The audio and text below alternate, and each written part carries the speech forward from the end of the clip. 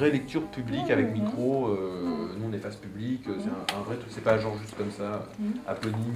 Et on pourra, oui, dans un micro, c'est pas évident. Hein. C'est pas Oui, c'est ça, il faut comme, vraiment parler dans un micro. Il faut être un.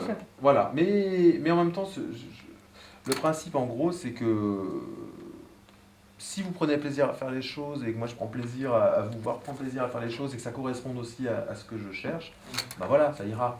Madame le maire, je vous écris suite à votre annonce parue dans un journal Le Marché du Travail. De peur de gagner par hasard un poste dans votre mairie, je me permets de vous signaler que je ne pourrai pas travailler pour vous dans les années qui viennent. Je suis vraiment très occupé en ce moment et je n'ai pas beaucoup de temps libre pour des loisirs culturels du type agent administratif comptable et contrôleur aux services financiers. Depuis 5 ans, je me nourris exclusivement de sauce béarnaise, de sauce hot pepper, de sauce pommes frites, de sauce américaine, d'aïoli, de sauce pour nem, de sauce bourguignonne et de sauce madère. Je préfère travailler sur la vitesse de la voix, le ralenti, mettre des choses plus ou moins en valeur, mais je ne vais pas vous parler d'intention, comment jouer ou quoi que ce soit. J'ai rencontré les amateurs lors d'un atelier de quelques heures. On s'est revus ce matin, donc c'était dans un temps très court. Mais ça m'intéressait de partager ces choses-là avec eux parce que je ne voulais pas qu'il y ait juste un comédien et moi. Sinon, ça aurait pu être un peu ambigu par rapport à la notion de spectacle, justement. Ça n'est pas un spectacle, c'était une lecture, je n'ai pas choisi d'être là. On m'a proposé, j'ai dit oui, bravo. Je préférais être là plutôt que sur un plateau de théâtre. Une cloche vient de sonner. Il est 4 heures. 2 cadres sortent en courant parce qu'ils savent qu'un goûter les attend. C'est bien. Et ben alors, et vous ? Parce que du coup, je vous ai dit un peu neutre, je sais pas quoi, enfin informatif, du coup c'est très bien, vous le faites très droit, ou je sais pas quoi, mais un peu plus d'énergie quoi. Alors, on arrête un téléphone, il faut juste un petit... Marque-toi avec un stylo, c'est important, par exemple après merchandising, là, tu te mets un petit signe qu'il faut que tu prennes une respiration, là, parce que tu avais tendance à arriver un peu en... C'est dicing on dit. Tu dis ce que tu veux. Ouais, super. Je vous écris suite à votre proposition de poste de chef de secteur paru dans le journal Le Marché du Travail. Le début reste sur ta phrase, ça te permettra d'être tranquille, de bien démarrer, tu vois, de ne pas te stresser avec je regarde. Parce que le but c'est vraiment que tu marques les endroits, on va les checker là, pour que tu marques les endroits pour que tu sois sûr d'être super relax, de savoir à quel moment tu regardes ou pas. Dans une recherche d'efficacité maximum, Ah bah oui. j'ingurgite les pots les plus rapidement possible. J'avais vraiment envie de travailler avec différentes voix, un peu comme avec des instruments de musique, d'avoir différents instruments pour aborder ces lettres. Je trouve ça très important. Voilà. Donc, du coup, c'était l'occasion, en peu de temps, de rencontrer des personnes qui puissent apporter cette qualité-là.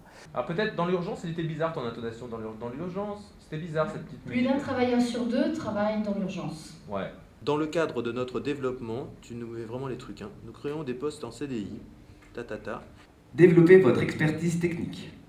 Vogica recrute pour ses magasins de Lille, Nantes, Arentin, Niort, Toulon, Marseille. J'aime travailler avec des gens, faire des ateliers et expérimenter des choses.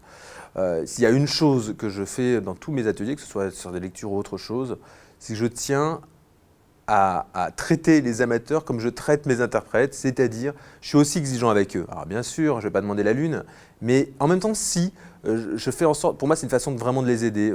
J'ai moi-même été interprète, et je pense que j'ai dû maudire les gens qui mettaient dans des situations, mais vas-y, ressens des trucs ou trouve des choses. Non, j'avais envie d'aider. En plus, le temps imparti est très court, et ça me va. Et j'envisage vraiment ça, j'écoute les choses et je donne des pistes. Quoi. Voilà, c'est du sens aussi. Une lecture, c'est pas uniquement comme ça vient pas comme ça.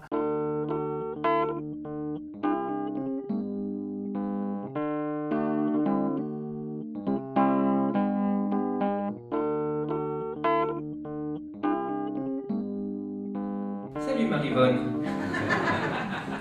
Merci pour ton annonce parue dans le Marché du Travail. Ça m'a fait plaisir d'avoir de tes nouvelles.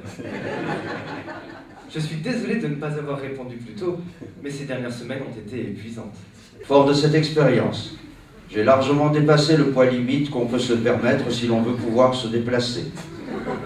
C'est pourquoi j'estime avoir toutes les qualités requises pour devenir chef de secteur. Je vous écris suite à l'annonce que vous avez fait paraître il y a quelques jours.